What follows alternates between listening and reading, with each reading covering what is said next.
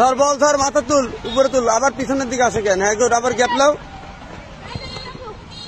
দাও, দেখ, very good, very good, আবার গ্যাপ লে, জায়গা লে,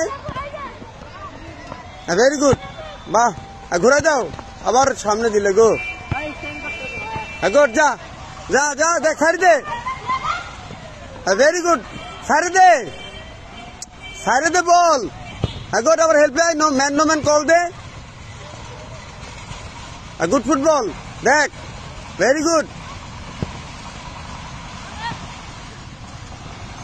ধরো ধরো, ছাড়ি দাও, গুড, ভেরি গুড, যা ফার্স্ট খেল, আরে পাস দিল রে, তফা তফা, দেখে যায়, ওইটা ওইটা, তুমি বল টানতে টানতে কি করলা, তুমি টার্গেট করলা তোমার দিকে, কিন্তু এই পেছনে, কিন্তু যখন কাউন্টার অ্যাটাকে যাবা, যখন দেখবা যে ডিফেন্স লাস্ট ম্যান, এরকম একটা থ্রোর যখন সুযোগ পাবা, ঠিক এরকম একটা থ্রো বল ছেড়ে দিবা।